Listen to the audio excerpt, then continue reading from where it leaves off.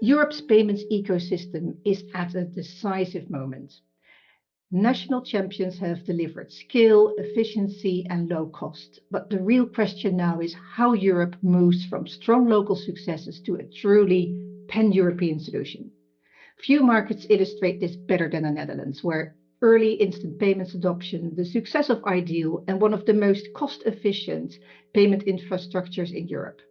Today, I'm joined by Arjan Bol, Managing Director of the Dutch Payment Association, to explore what made that success possible and what comes next. We'll look at the strategic challenges ahead, from resilience and geopolitics to the transitions from Ideal to Wero and Europe's path to competitiveness. So, Arjan, welcome. It's great to have you with us. Thank you so much, Melisande. Good morning. Good morning. And I hope you had a great start of this new year. Yes, it's been snowing in Amsterdam, so the city is even more beautiful than it usually already is. Great.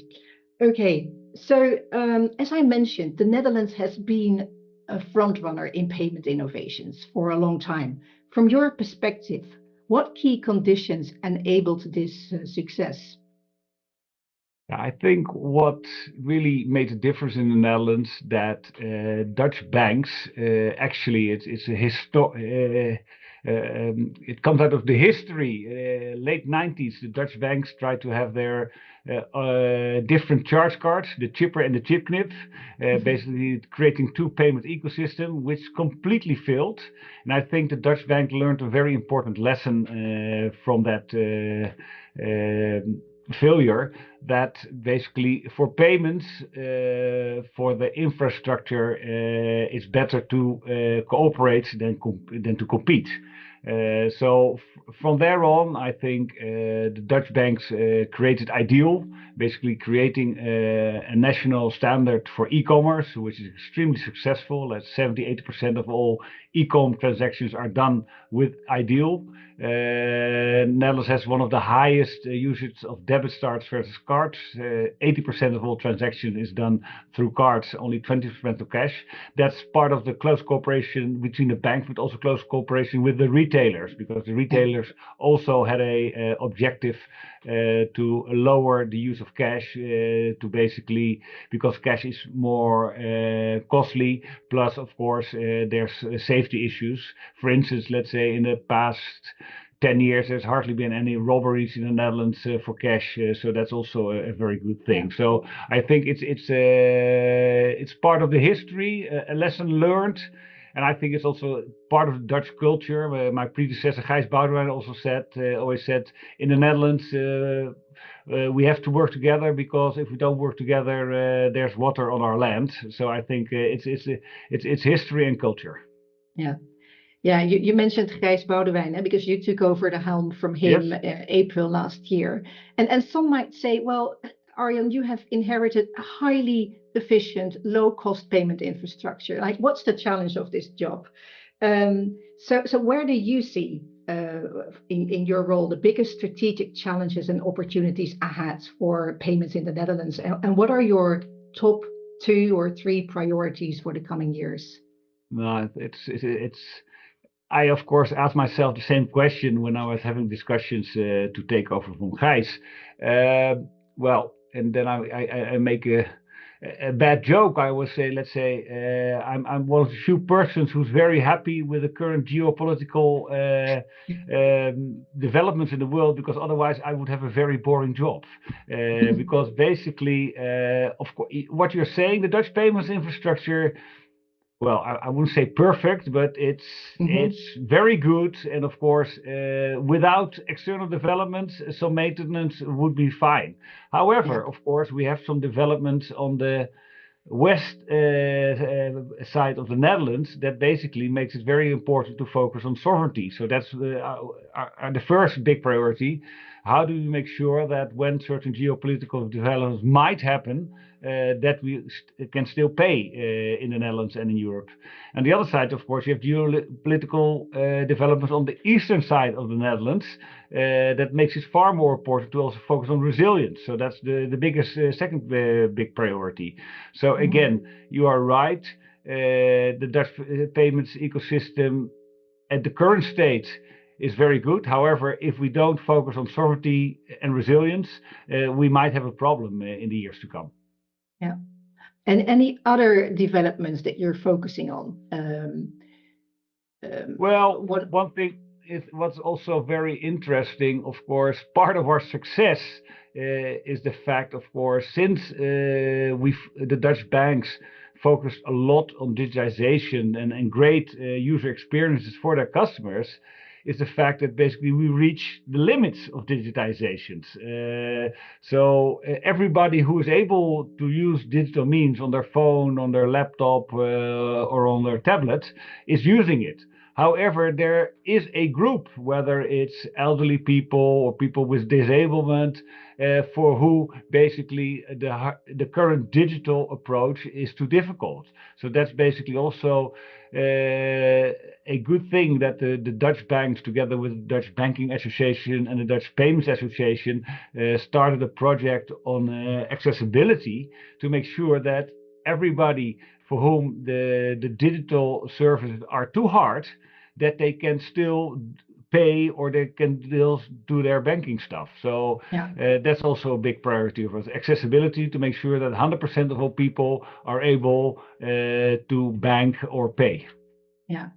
Yeah, you talked about European or Dutch European sovereignty. So we will talk about Wero a bit later.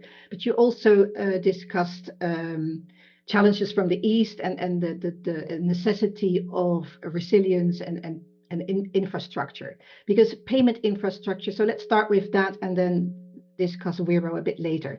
So payment infrastructure is critical. What steps in the Netherlands is the Netherlands taking to make this payment infrastructure more resilient and better protected against cyber threats?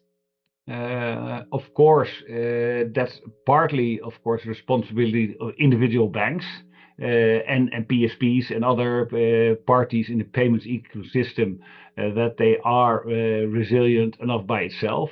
At the same time, of course, we work on different scenarios that basically what are potential fallback options if something might occur.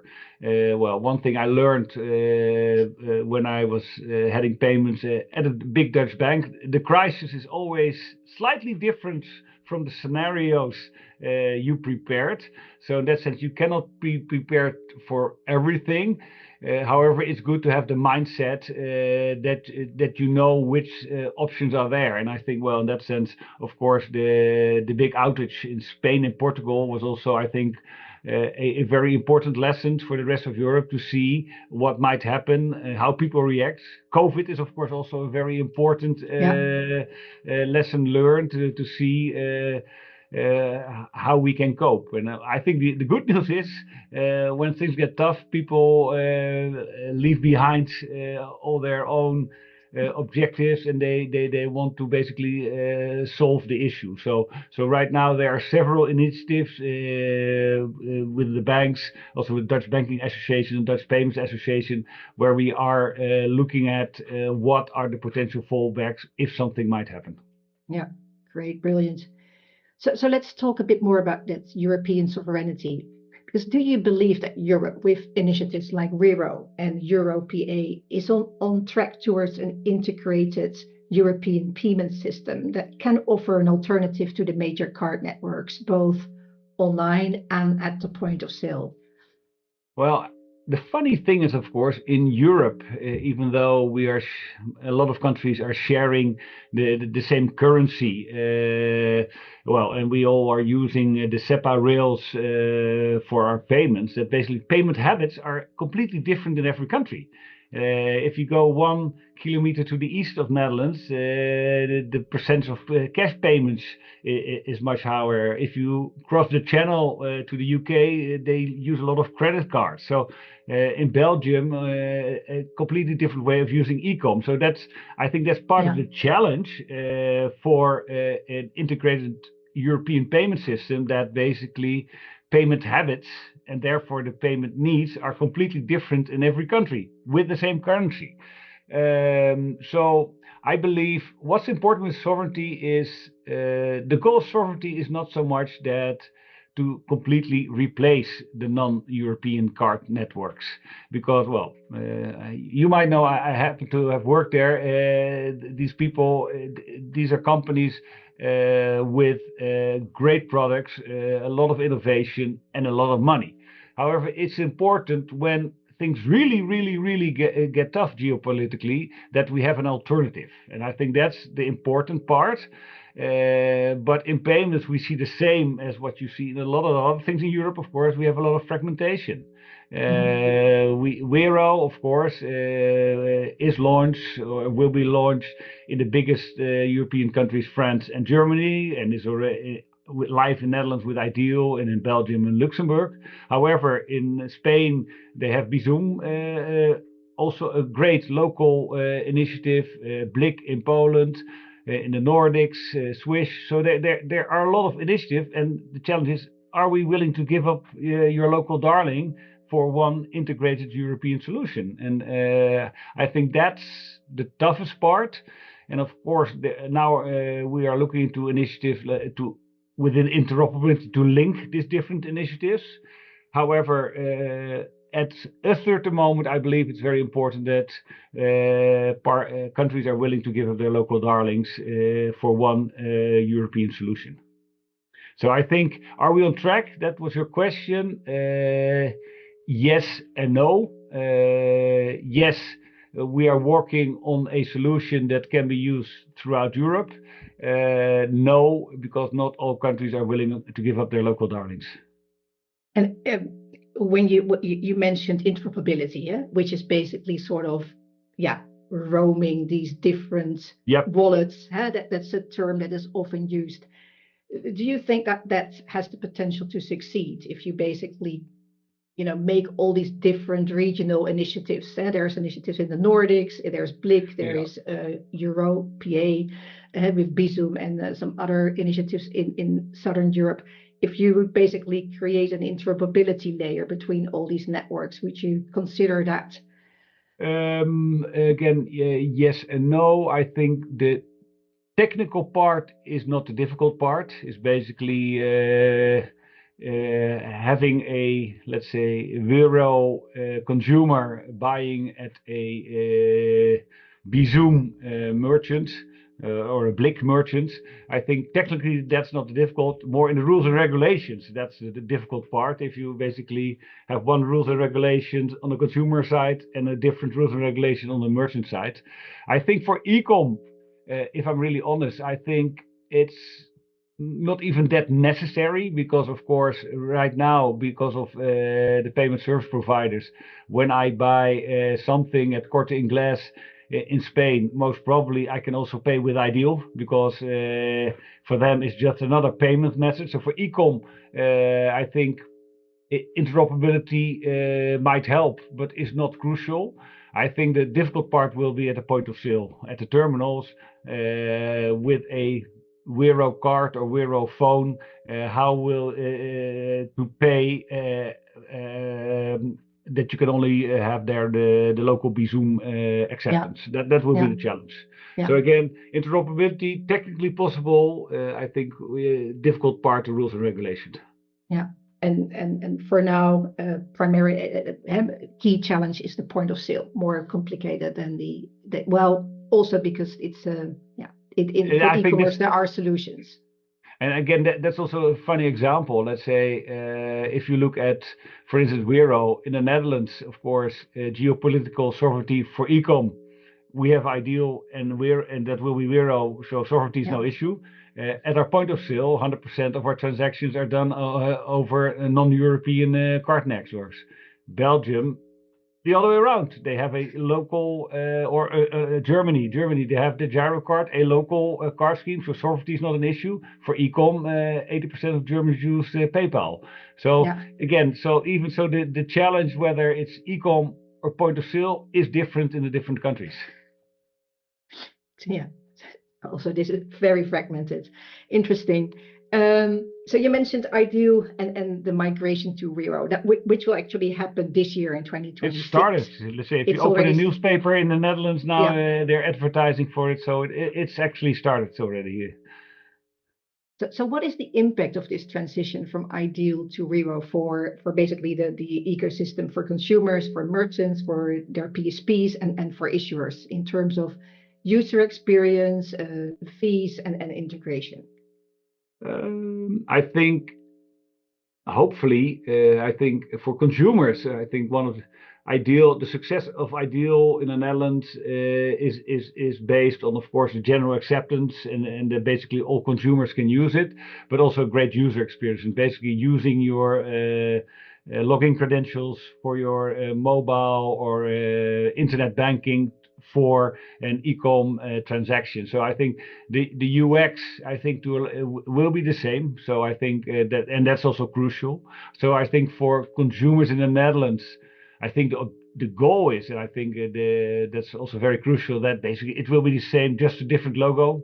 So I think starting somewhere this month, you will have instead of having an Ideal logo on your checkout page, you will have an Ideal Wero logo. So you get used to transition, and that will be different. That will end up in only a Wero logo.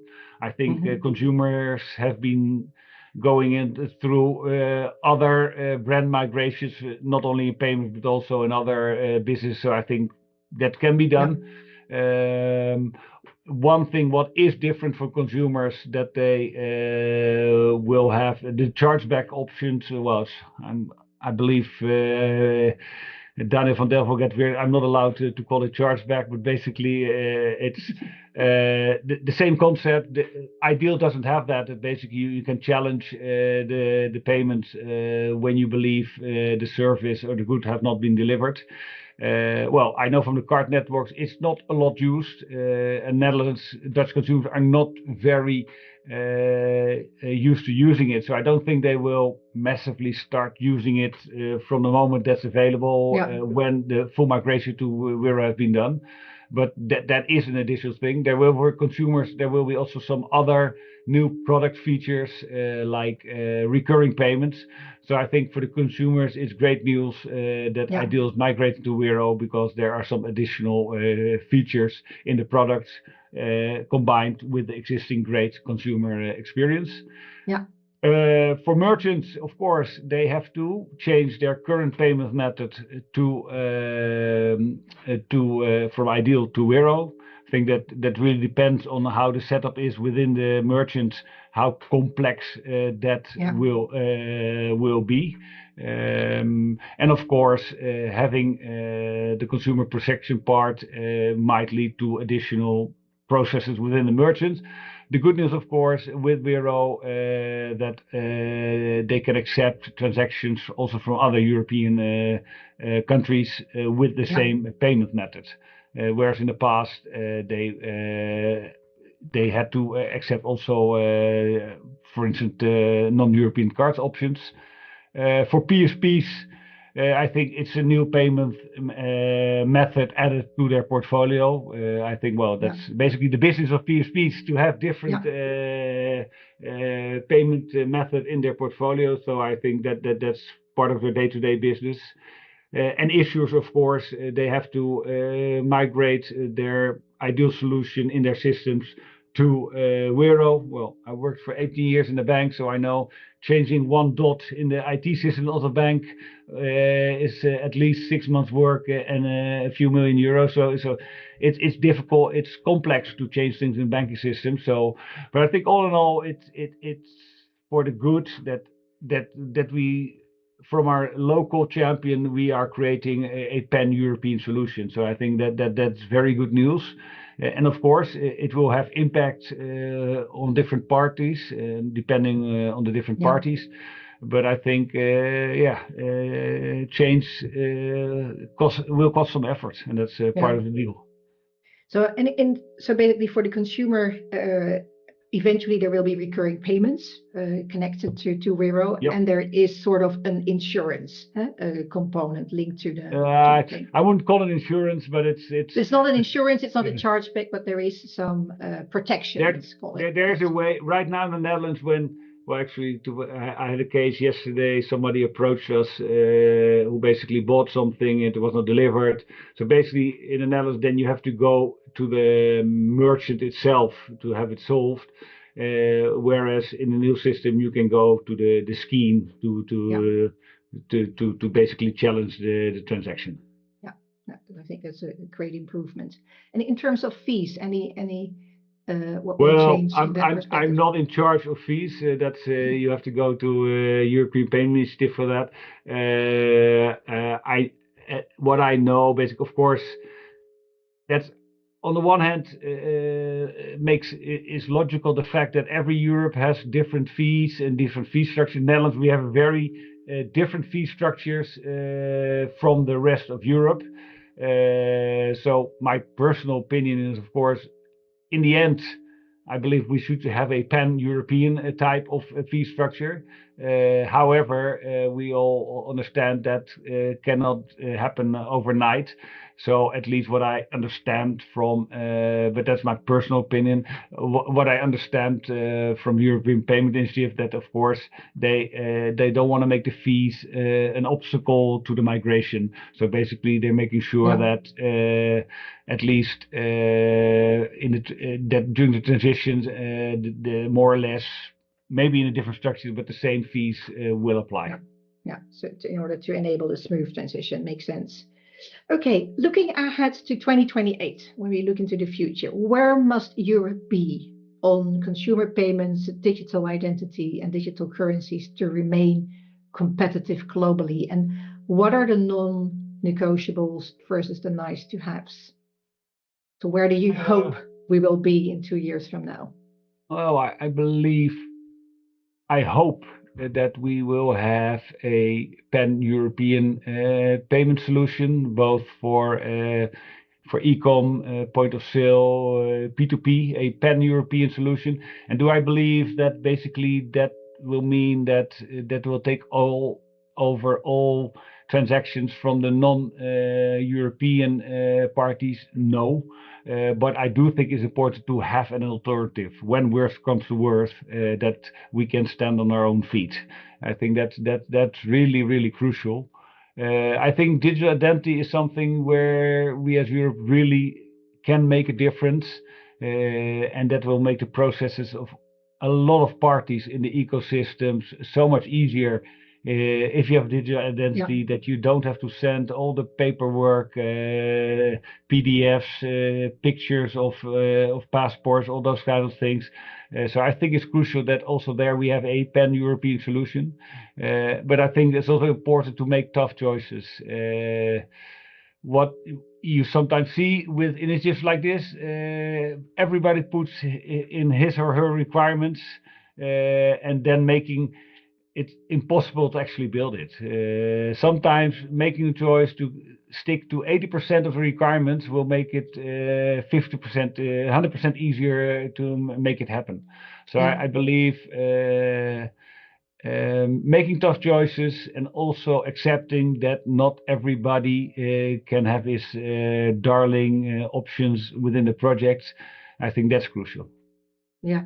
So that basically sort of, if you would summarize that, like what if there's one thing you would change about how the European payment ecosystem operates, if you could have a magic wand, what should change? Give up local darlings. Yeah. And actually, I think the Netherlands again, we are the best boy in the class. We gave up our local darling ideal for creating a pan-European solution. So I believe But you also know when you were back in school, the best boy or girl in the class was not always the most popular one. So and was not always the most popular one on the school square, and didn't always get the greatest boys or girls. So I think that's the fate of being the best boy or girl in the class. Yeah. Well, Arjan, thank you so much for your time and for your insights into the developments of the European payment ecosystem. As the papers, we will definitely be on top of this and track and follow all developments in Rero and also what's happening in the Netherlands. So thank you so much again, and hope to speak soon. Pleasure was all mine, Melisande. Thank you so much. Thank you.